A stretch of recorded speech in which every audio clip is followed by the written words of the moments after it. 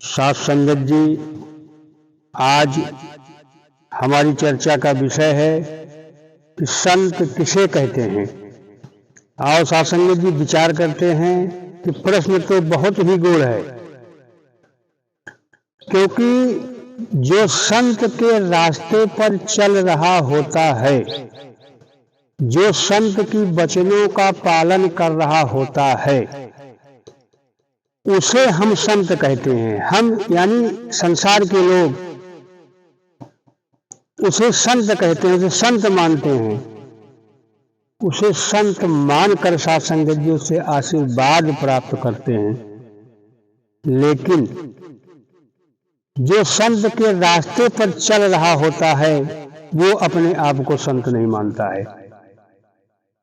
साथ संगत जी, इस पे एक छोटा सा दृष्टांत दास को याद आ गया कि एक महात्मा के पास में एक बहन रोज जाती थी और यही एक प्रश्न पूछती थी कि क्या आप संत हैं।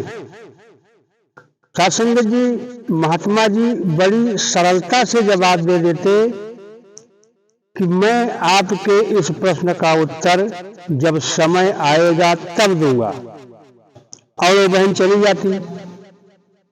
साथ संगत जी, यही सिलसिला प्रतिदिन चल रहा होता है। वो बहन प्रतिदिन महात्मा के पास में आती और यही एक प्रश्न पूछती कि क्या आप संत हैं, और महात्मा जी बड़ी सरलता से जवाब दे देते कि जब समय आएगा तब मैं आपके इस प्रश्न का उत्तर दूंगा।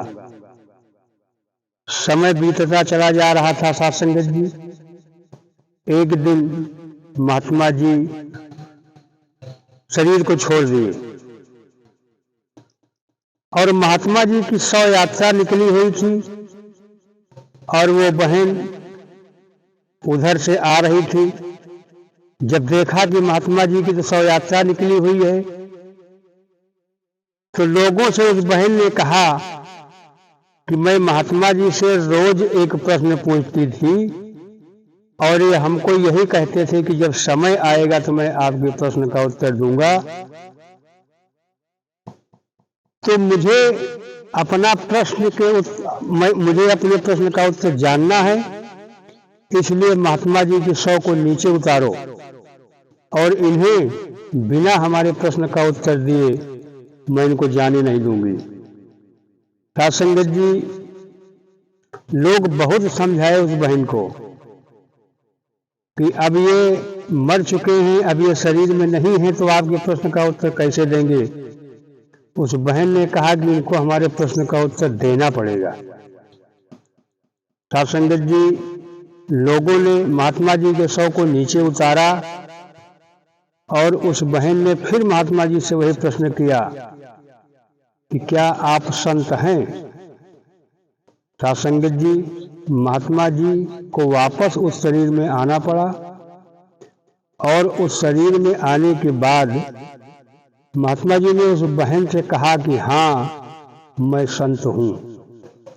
तो उस बहन ने कहा कि आप अभी तक क्यों नहीं कहे कि मैं संत हूँ, आज क्यों आप ये बात कह रहे हो कि हाँ मैं संत हूँ।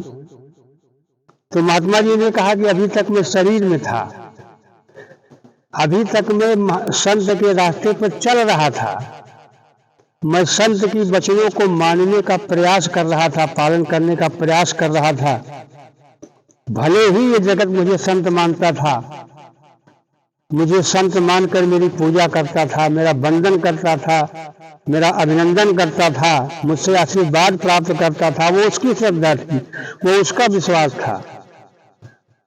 लेकिन मैं अपने आप को संत नहीं मानता था। क्यों नहीं मानता था? कि मैं कभी भी संत के रास्ते से फिसल सकता था, कभी भी संत का रास्ता छोड़ करके संसार के रास्ते पर जा सकता था। इसीलिए मैं अपने आप को संत नहीं मानता था, क्योंकि अब वहीं तो नाव समुद्र में ना जाने क्या होए।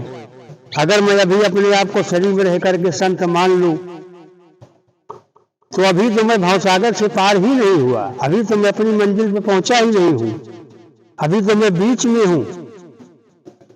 और संत मान लेना ही वास्तव में डूब जाने का प्रमाण है। अगर मैं शरीर में रहकर अपने आप को संत मान लेता तो मैं डूब जाता, लेकिन अब मैं गर्व के साथ कह रहा हूं कि मैं उस मंजिल को प्राप्त कर चुका हूं जिस मंजिल पे चढ़ करके संत अपनी मंजिल को प्राप्त कर लिए। क्योंकि शरीर में रह करके कोई अपने आप को संत मान ले तो वो मूर्खता का प्रमाण है। इसीलिए मैं गर्व से कह रहा हूं कि अब मैं संत हूं, क्योंकि अब मैं शरीर में नहीं हूं, मुझसे संसार का कोई दुराचार नहीं होगा, मैं अब संसार के रास्ते पर नहीं जा सकता हूं। अब मैं संत के रास्ते पर चलते चलते, संत के वचनों को मानते मानते अब मैं अपनी मंजिल को पा चुका हूं। क्योंकि यह शरीर मुझे मुक्त होने के लिए मिला था। साधन धाम मोक्ष कर द्वारा पाइन जे परलोक संवारा। तो संत के रास्ते पर चलकर संत के वचनों को मान करके अब मैं मुक्त हो चुका हूं, बेदाग हूं, कोई दाग नहीं है। आओ सासंग जी, विचार करने की बात है। वहां पे शव यात्रा में शामिल सारे लोग महात्मा जी के चरणों में गिर गए और वो बहन स्वयं महात्मा जी के चरणों में साष्टांग प्रणाम किया और सभी ने आशीर्वाद प्राप्त किया। और सासंग जी, ये दृष्टांत हमें ये सचेत कर रहा है कि हमें संत के रास्ते पर चलना है, संत की वचनों को मानना है, लेकिन अपने आप को संत मान करके सासंग जी घमंड में नहीं आना है। क्योंकि हम संत मान लेंगे तो सासंग जी हमारे अंदर घमंड आ जाएगा कि मैं तो संत हूं, लोग हमारी पूजा कर रहे हैं। नहीं सासंग जी, पूजा करने वाले का अपना विश्वास है। आप खाली विश्वास करके चलिए कि मुझे संत की मंजिल पे पहुंचना है, और वास्तव में जिसलिए मुझे ये शरीर मिला हुआ है, इस शरीर से वो कार्य हो जाए। आओ सासंग जी, दास अधिक शब्दों का सहारा नहीं लेगा, प्यार से बोलिए